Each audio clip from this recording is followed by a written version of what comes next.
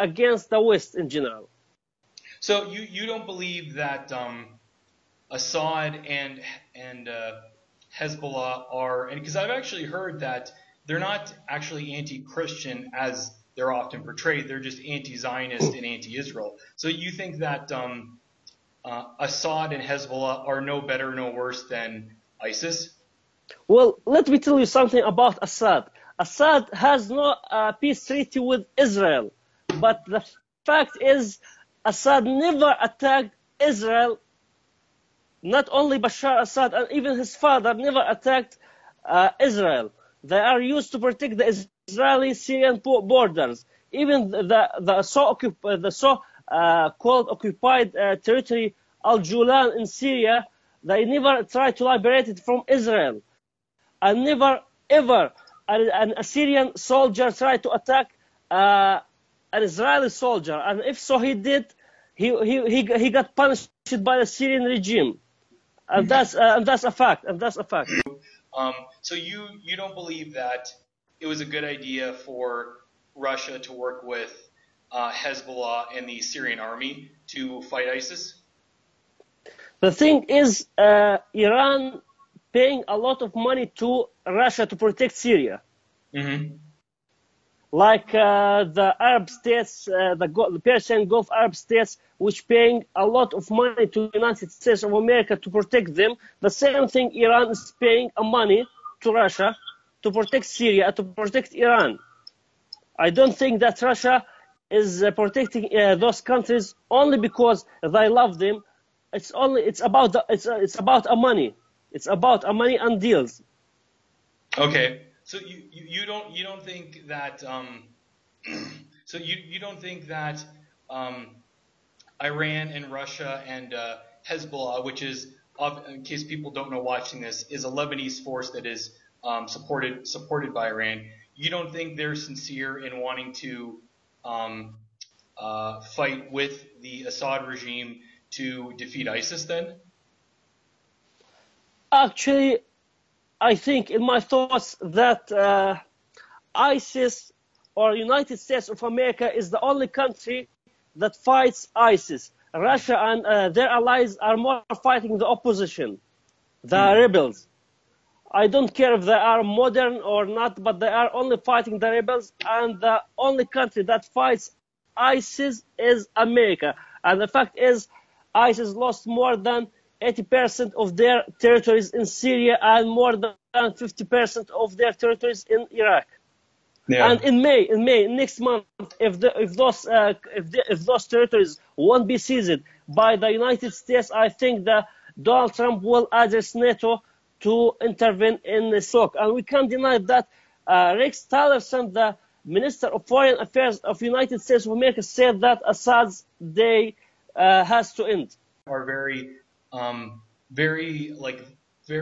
one-sided pro-Palestine have accused Assad of not being tough enough on Israel, and those that are pro-Israel have ironically I've heard made the same allegations that he's anti-Zionist and anti-Israel. But the thing that what I find interesting about Syria is that it seems like it's at different times. Like for example, the Lebanese civil war, it's fought against the Israeli army as well as Palestinian militias. Like it seems like the Syrian regime is almost doesn't take a strong position during the Israel-Palestine conflict, where you contrast that to Gaddafi in Libya or Saddam Hussein in Iraq, who are very, very one-sided pro-Palestine. I have two informations. First of all, I have a document in Arabic that Assad and his father and his grandfather, all of them supported to establish the state of Israel, and they were sympathized with the Jewish people. That's firstly. Second of all, when Syria intervened in Lebanon during the civil war, they took a permission from the same Israel to do whatever they have to do, but without crossing the red lines. Mm-hmm. They were working under the Israeli instructions. Syria should remain one country or be broken up on different ethnic lines, like Kurds or Shia or Sunni or Maronites. I mean, do you think Syria should, as a state, should be broken up? Well, I heard about that a long time ago, and I support dividing Syria into parts. Into what? Into parts, like Kurdish state, like Christian state, like Sunni state, like Shia state, whatever state. Okay. All right. Trying. Is there any? Is there anything else? How do you think this will?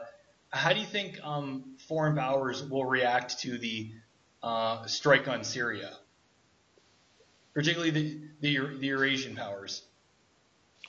I think United States of America won't strike Syria again and attack Assad's regime because this will fall into a military issue against the Russians.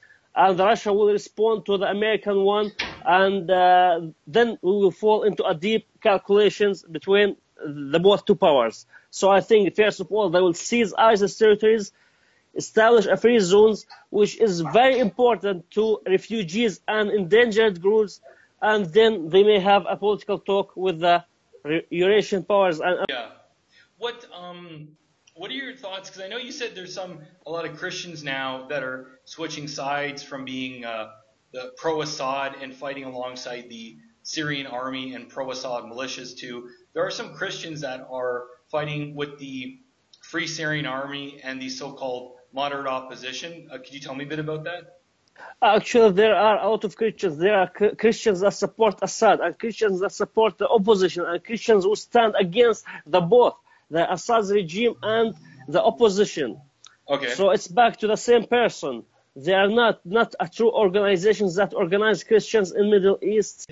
Which country do you think is a bigger danger of exporting terrorism or whatever you want to call it? Well, the fact is, as a report released by the United States of America, Tunisia was the first country and the most country which exported terrorists to Syria. Then Jordan, where I live, the second country is Jordan. And of course, there are a lot of Saudis, a lot of Central Asians, a lot of Turkish. But the major two countries, Tunisia and Jordan. That's a fact. Okay. Which do you feel? Which do you worry more of regarding supporting terrorism abroad? Who do you think is the bigger enemy, Saudi Arabia or Iran? I say the both. Okay. I say the both because Iran has a lot of interest in the Middle East, a lot of stress to the same stability of Middle East, wider to Israel and other countries, and same Saudi Arabia is the country number one of supporting terrorism in the world, and that's a fact too. Okay. What are your thoughts on? Because I know there's some that believe that the so-called moderate opposition and ISIS are actually supported by the West allies, Turkey and Saudi Arabia. What's your thoughts on that? Actually, I never been fan of the opposition and those so-called moderate rebels. I used to stand with the Assad regime, but the fact is we need to liberate Syria and establish a Kurdish state.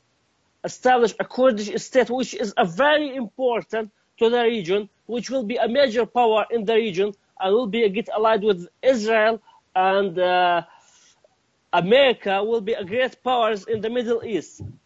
And the next target will be, I think, Hezbollah and Iran. Yeah. Those the evil Axis countries in the eastern of Syria. That's it. Is it true, since you live in Jordan, that, and Geert Wilders has made a point of saying this, that most people that live in Jordan consider themselves as Palestinians? Is that true? Actually, 50%, the half of Jordanians are Palestinians.